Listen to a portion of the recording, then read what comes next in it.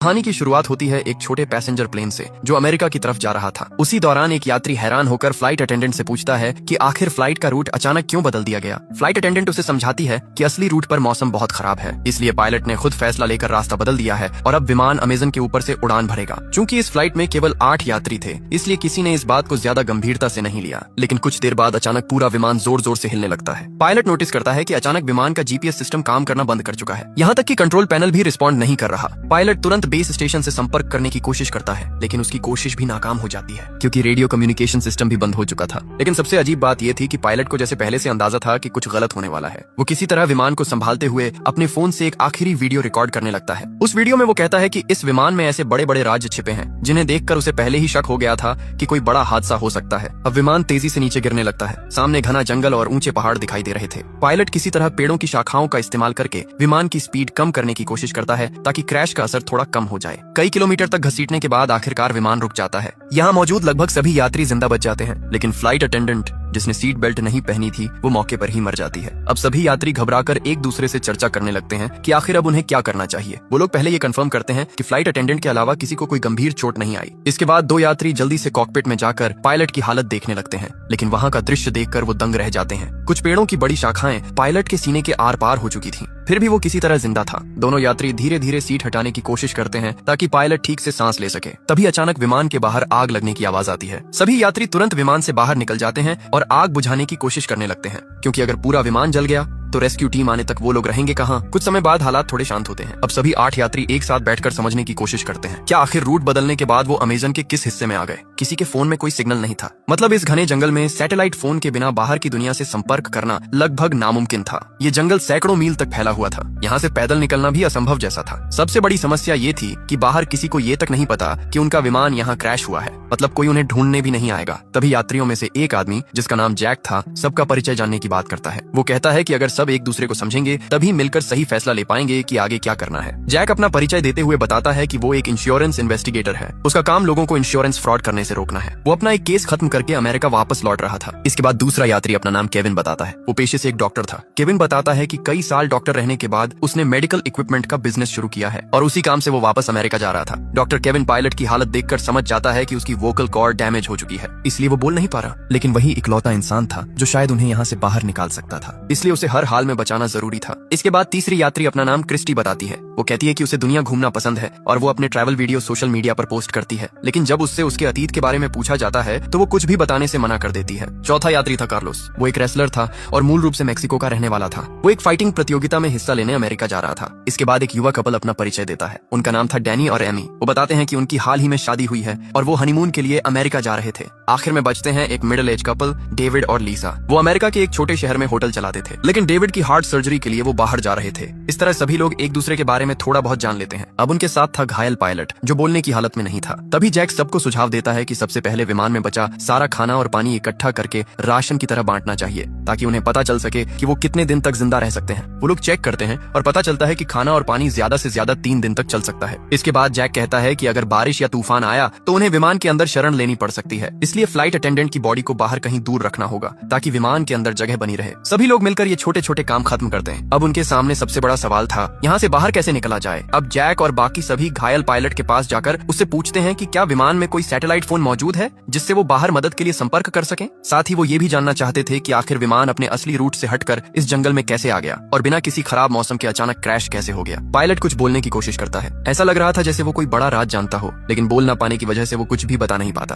तभी जैक कहता है कि चूंकि केविन एक डॉक्टर है इसलिए उसे पायलट का इलाज करना चाहिए, लेकिन केविन तुरंत मना कर देता है। वो कहता है कि पायलट को बचाने के लिए सर्जरी करनी पड़ेगी और इस जंगल में उसके पास ना तो सही मेडिकल उपकरण है और ना ही दवाइयाँ। अगर वो अभी सर्जरी करेगा तो शायद पायलट और जल्दी मर जाएगा, इसलिए सभी फैसला करते हैं कि फिलहाल पायलट के ठीक होने का इंतजार करना ही बेहतर होगा। उधर लीसा विमान से खाना निकालकर सभी में थोड़ा थोड़ा बांट देती है। खाना खाने के बाद सभी लोग उम्मीद करने लगते हैं कि शायद वो यहाँ से बाहर निकल पाएंगे। तभी क्रिस्टी पास के एक ऊंचे पहाड़ की तरफ देखते हुए कहती है कि शायद अगर वो लोग ऊपर चढ़ जाएं तो किसी फोन में सिग्नल आ सकता है, इसलिए उन्हें वहां जाकर कोशिश करनी चाहिए। लेकिन तब तक शाम हो चुकी थी, इसलिए सभी तय करते हैं कि अगली सुबह वो पहाड़ की तरफ जाएंगे। तभी पायलट की हालत अचानक और खराब होने लगती है, यहाँ तक कि केविन, जो अब तक कुछ नहीं कर रहा था, वो भी समझ जाता है कि अगर कुछ नहीं किया गया तो पायलट वैसे ही मर जाएगा। इसलिए वो रिस्क लेने का फैसला करता है। केविन कहता है कि वो इसी हालत में किसी तरह पायलट की सर्जरी करने की कोशिश करेगा। अब वो बचेगा या नहीं, ये उसकी किस्मत पर निर्भर करेगा। केविन की बात मानकर बाकी लोग विमान से जरूरत का सामान ढूंढ कर लाते हैं। वो लोग एक सब्जी काटने वाला चाकू, शराब और बाकी छोटी मोटी चीजें इकट्ठा करते हैं जो सर्जरी में काम आ सकती थी। अब डॉक्टर केविन बिना एनेस्थीसिया के सर्जरी शुरू करता है। दर्द की वजह से पायलट बुरी तरह तड़पने लगता है, लेकिन सौभाग्य से सर्जरी उम्मीद से बेहतर होती है। सर्जरी खत्म होने के बाद केविन बताता है कि अगर पायलट रात भर आराम करे तो शायद सुबह तक उसकी हालत बेहतर हो जाएगी। लेकिन किसी को अंदाजा नहीं था कि रात में उनके साथ क्या होने वाला है। रात के समय जब सभी लोग बाहर सो रहे थे, तभी एक नकाबपोश इंसान चुपके से घायल पायलट के पास आता है। वो उसके मुंह को दबाकर उसकी सांस रोक देता है और कुछ ही सेकंड में पायलट की मौत हो जाती है। अगली सुबह जब सभी उठते हैं तो पायलट की लाश देखकर हैरान रह जाते हैं, क्योंकि पिछली रात सर्जरी के बाद उसकी हालत काफी बेहतर हो चुकी थी और वो तो उन्हें कोई जरूरी बात बताने वाला था। डॉक्टर केविन उसकी जांच करके कहता है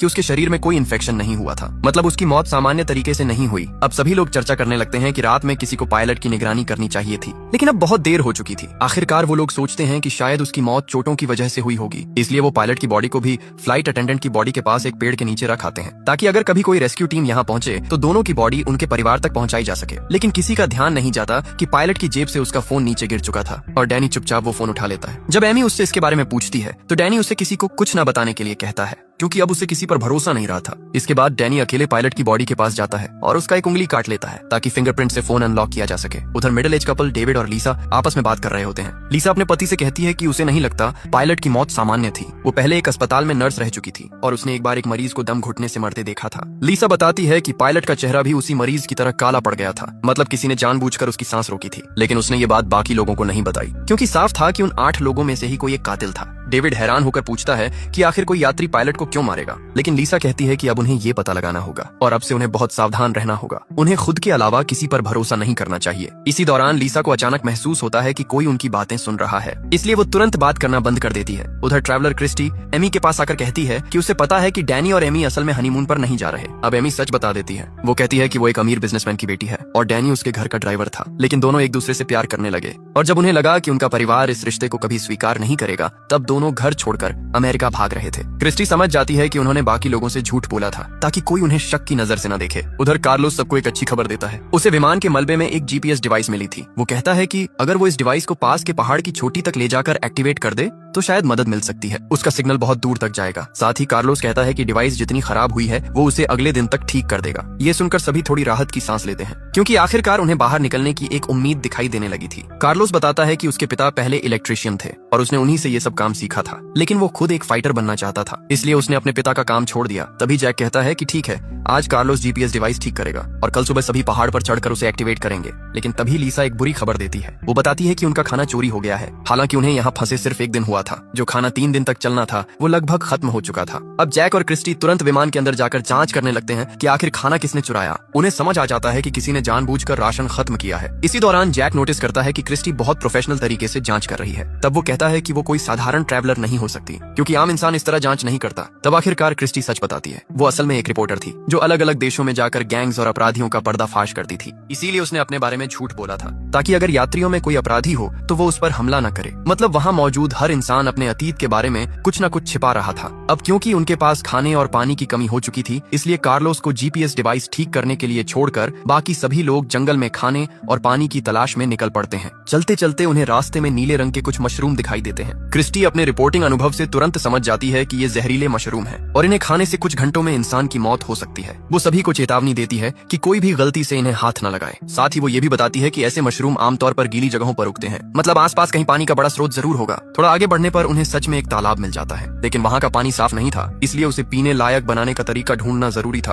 तभी अचानक पीछे से गोली चलने की आवाज आती है। सभी लोग डरकर पीछे दौड़ते हैं। वहाँ पहुंचकर वो देखते हैं कि डेविड ने अपनी बंदूक से एक बंदर का शिकार किया है, ताकि वो लोग उसे खाकर अपना पेट भर सकें। असल में डेविड और लीसा के पास एक बंदूक थी जिसके बारे में उन्होंने किसी को नहीं बताया था। लीसा कहती है कि वो लोग किसी को डराना नहीं चाहते थे, इसलिए उन्होंने ये बात छुपाई। अब डेविड के शिकार किए हुए बंदर को पकाकर सभी लोग रात का खाना खाते हैं। उधर क्रिस्टी और जैक मिलकर तालाब के पानी को साफ करने का तरीका भी निकाल लेते हैं। इस तरह कम से कम आज के लिए खाने और पानी की समस्या खत्म हो जाती है। लेकिन एमी बंदर का मांस नहीं खा पाती, इसलिए उसका हिस्सा खराब ना हो इसके लिए डेविड खुद उसका खाना भी खा लेता है। खाना खत्म होने के बाद जैक सभी से पूछता है कि क्या किसी और के पास भी डेविड और लीसा की तरह कोई खतरनाक चीज छुपी हुई है, क्योंकि अब हर किसी को सब कुछ जानने का हक था। तब कार्लोस अपना बैग खोलकर दिखाता है। उसके पास सिर्फ उसका फाइटिंग मास्क था जो उसकी फाइटर पहचान को रिप्रेजेंट करता था। साथ ही वो कहता है कि कल वो लोग जीपीएस डिवाइस के जरिए मदद के लिए सिग्नल भेज देंगे, इसलिए फिलहाल उन्हें एक दूसरे से डरने की जरूरत नहीं है। लेकिन उसी रात जब सभी लोग सो रहे थे, अचानक डेविड की तबीयत खराब होने लगती है और दूर अंधेरे में कोई इंसान छिपकर ये सब देख रहा था। अब वही रहस्यमयी इंसान अपना सैटेलाइट फोन निकालता है और किसी लड़की को कॉल करता है। वो कहता है कि उनका प्लान अब तक पूरी तरह सफल रहा है और वो इसे और तेजी से आगे बढ़ाएगा। मतलब उन यात्रियों में से किसी एक के पास सैटेलाइट फोन मौजूद था, लेकिन उसने जानबूझकर उसे सबसे छुपा रखा था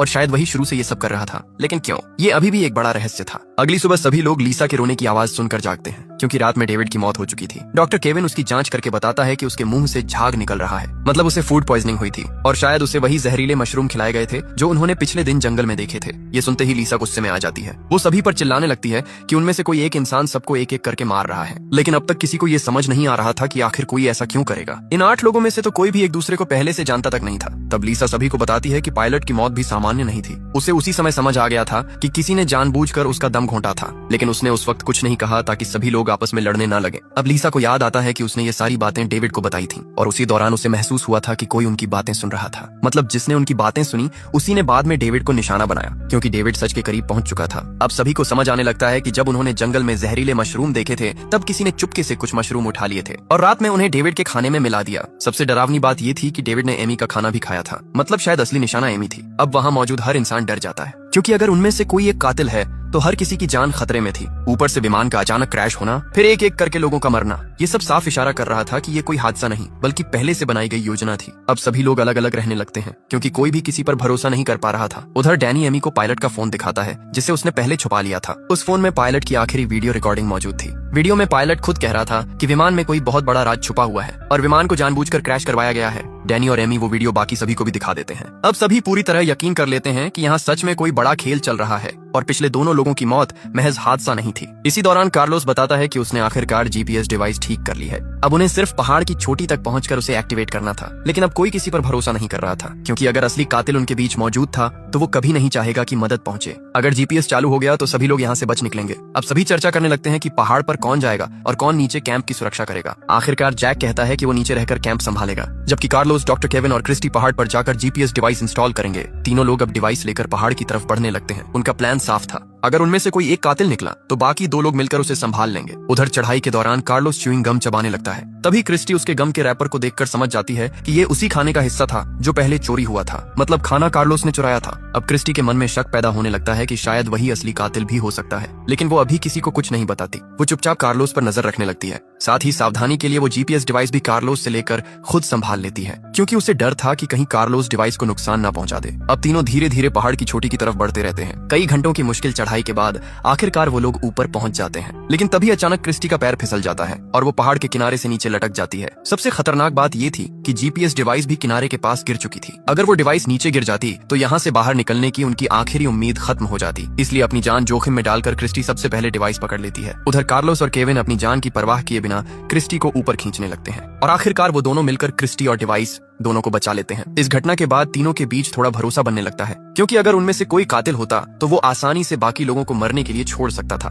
लेकिन उन्होंने एक दूसरे की जान बचाई। अब आखिरकार कार्लोस जीपीएस डिवाइस इंस्टॉल करना शुरू करता है। उधर डॉक्टर केविन अपने फोन में सिग्नल चेक करता है, लेकिन अब भी कोई नेटवर्क नहीं था। मतलब अब उनकी आखिरी उम्मीद सिर्फ यही जीपीएस डिवाइस थी। कुछ देर बाद कार्लोस खुश होकर बताता है कि डिवाइस आखिरकार एक्टिवेट हो चुकी है और कुछ घंटों में उसका सिग्नल दूर तक पहुंच जाएगा। अब सूरज डूबने लगा था, इसलिए तीनों वापस कैंप की तरफ लौटने लगते हैं। उधर नीचे कैंप में मौजूद बाकी लोग अब एक दूसरे पर बिल्कुल भरोसा नहीं कर पा रहे थे। लीसा अपनी बंदूक लेकर जैक को दूर रहने के लिए कहती है, क्योंकि अपने पति की मौत के बाद अब उसे हर इंसान पर शक होने लगा था। उधर डैनी भी एमी पर गुस्सा करने लगता है। वो एमी से कहता है कि अब से वो किसी और से बात नहीं करेगी और हर चीज वही संभालेगा। लेकिन अब एमी खुद डैनी पर शक करने लगी थी। उसे लगने लगा कि शायद उसने अपने ड्राइवर के साथ भागकर बहुत बड़ी गलती कर दी, क्योंकि वो डैनी के अतीत के बारे में कुछ भी नहीं जानती थी। वो सिर्फ प्यार में अंधी होकर उसके साथ भाग आई थी और अब इस जंगल में एक एक करके लोग मर रहे थे। एमी की बातें सुनकर डैनी गुस्से में चिल्लाने लगता है है। वो कहता है कि अगर वो ना होता तो एमी अब तक मर चुकी होती। डैनी का ये रूप देखकर एमी डर जाती है, क्योंकि उसने पहले कभी उसे इतना गुस्से में नहीं देखा था। अब उसे अपने फैसले पर पछतावा होने लगता है। इसी बीच नीचे मौजूद चारों लोग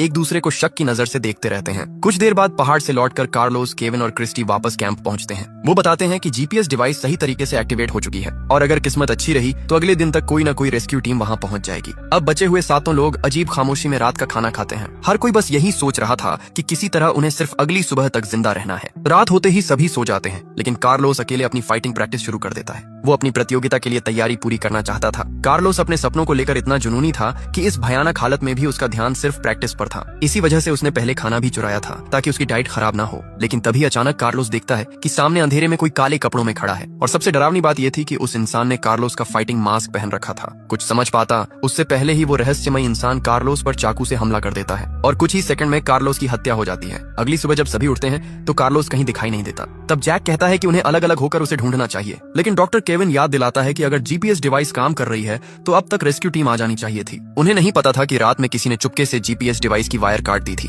मतलब कोई सिग्नल बाहर जा ही नहीं रहा था। इस सच्चाई से अनजान बाकी लोग जंगल में कार्लोस को ढूंढने निकल पड़ते हैं, लेकिन काफी देर तक खोजने के बाद भी कार्लोस कहीं नहीं मिलता। तब केविन कहता है कि उन्हें दोबारा पहाड़ पर जाकर जीपीएस डिवाइस चेक करनी चाहिए। क्रिस्टी भी उसके साथ जाने को तैयार हो जाती है, क्योंकि अब किसी को अकेले भेजना बहुत खतरनाक था। दोनों पहाड़ की तरफ बढ़ने लगते हैं। रास्ते में अचानक उन्हें आसमान में बहुत सारे पक्षी एक जगह मंडराते दिखाई देते हैं। ये देखकर दोनों समझ जाते हैं कि वहाँ जरूर कुछ हुआ है, इसलिए वो पहाड़ की तरफ जाने के बजाय उसी दिशा में बढ़ने लगते हैं और वहाँ पहुंचकर उनका दिल दहल जाता है, क्योंकि वहाँ कार्लोस की लाश पड़ी थी। किसी ने पिछली रात उसकी हत्या करके उसकी बॉडी वहाँ फेंक दी थी। अब केविन और क्रिस्टी वापस कैंप लौटते हैं और बाकी लोगों को बताते हैं कि उन्होंने एक और साथी खो दिया है। अब सभी का शक सीधे डैनी और एमी पर जाने लगता है, क्योंकि पिछली रात कार्लोस उन्हीं दोनों के सबसे पास सोया था। हालांकि डैनी समझाने की कोशिश करता है कि वो ऐसा क्यों करेगा, लेकिन अब हर किसी के दिमाग में एक ही सवाल घूम रहा था, अगर उनमें से कोई एक कातिल है तो आखिर उसका मकसद क्या है? वो एक एक करके सबको क्यों मार रहा है? तभी लीसा बताती है कि पिछली रात उसकी बंदूक की सारी गोलियां चोरी हो गईं। उसके पास अब सिर्फ एक आखिरी गोली बची थी जो उसकी जेब में थी। ये सुनकर केविन कहता है कि जब उसने डैनी का इलाज किया था तब उसने उसकी पीठ पर एक टैटू देखा था,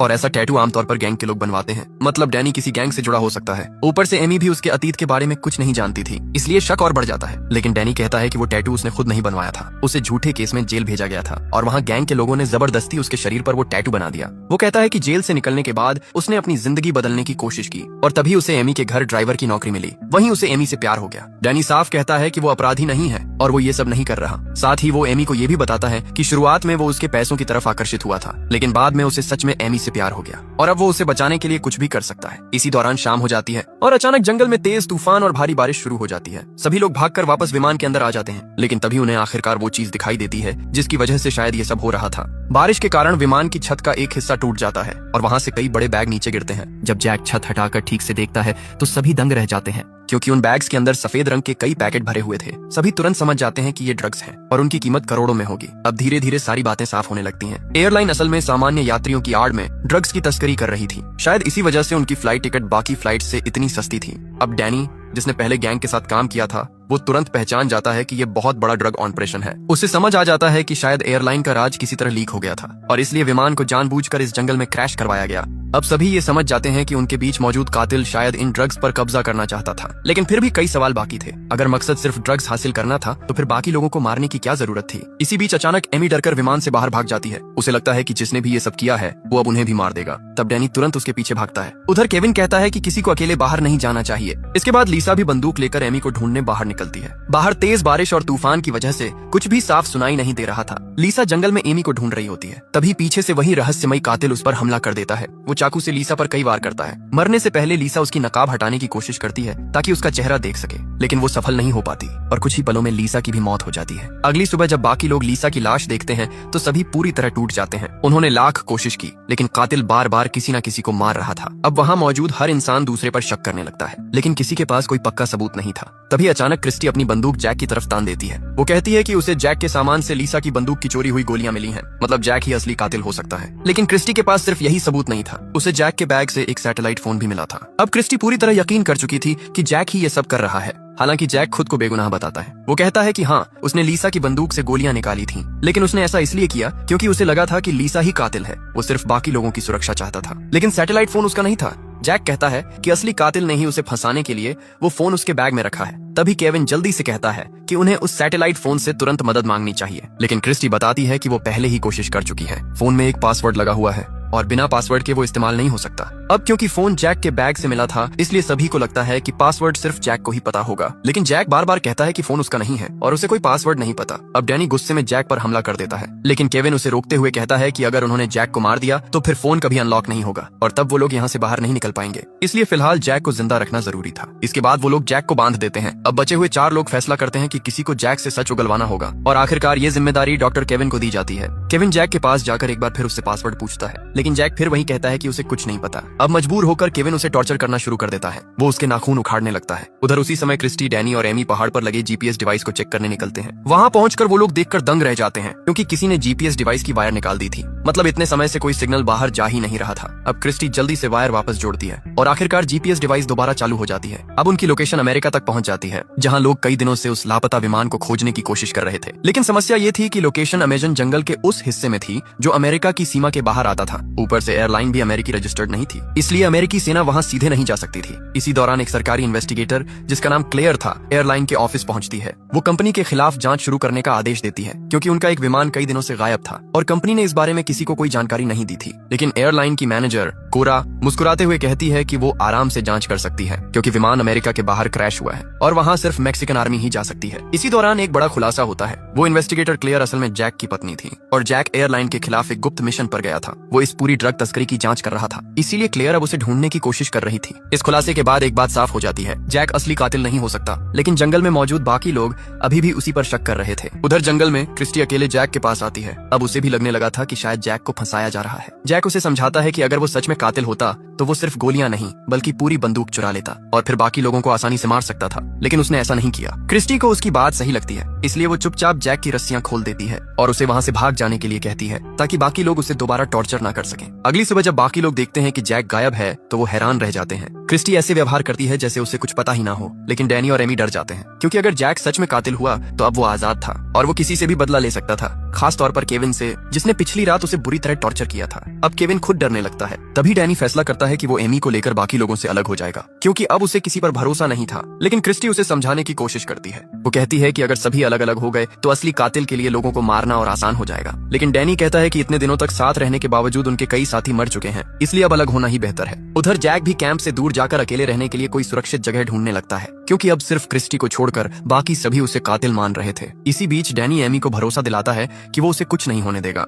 वो कहते हैं कि अब जीपीएस डिवाइस चालू हो चुकी है और जल्द ही रेस्क्यू टीम वहां पहुंच जाएगी। और सच में ऐसा ही होता है। मैक्सिकन आर्मी को आखिरकार उनका सिग्नल मिल जाता है। अब सेना की एक टीम हेलीकॉप्टर लेकर अमेजन जंगल की तरफ रवाना हो जाती है। उधर जंगल में डैनी और एमी एक साथ बैठे हुए थे, जबकि बाकी लोग अलग अलग दिशाओं में चले गए थे। तभी अचानक पूरे जंगल में कई गोलियों की आवाज गूंजती है। ये आवाज सुनकर बाकी सभी लोग तेजी से वापस कैंप की तरफ दौड़ते हैं, लेकिन वहां पहुंचकर उनके होश उड़ जाते हैं, क्योंकि डैनी और एमी दोनों जमीन पर पड़े थे। किसी ने पीछे से गोली मारकर दोनों की हत्या कर दी थी। अब जंगल में सिर्फ 3 लोग बचे थे, क्रिस्टी, डॉक्टर केविन और जैक। तीनों एक दूसरे को शक भरी नजरों से देखने लगते हैं, क्योंकि अब साफ था कि असली कातिल इन्हीं 3 लोगों में से कोई एक है, वही इंसान जिसने शुरू से एक एक करके सबको मारा। उधर दूसरी तरफ सेना का हेलीकॉप्टर भी धीरे धीरे उसी लोकेशन की तरफ बढ़ रहा था। आगे की कहानी में और भी बड़े ट्विस्ट सामने आएंगे, जहां पता चलेगा कि असली कातिल कौन है और आखिर इस पूरे प्लेन क्रैश के पीछे असली मास्टरमाइंड कौन था। बाकी कहानी देखेंगे अगले पार्ट में।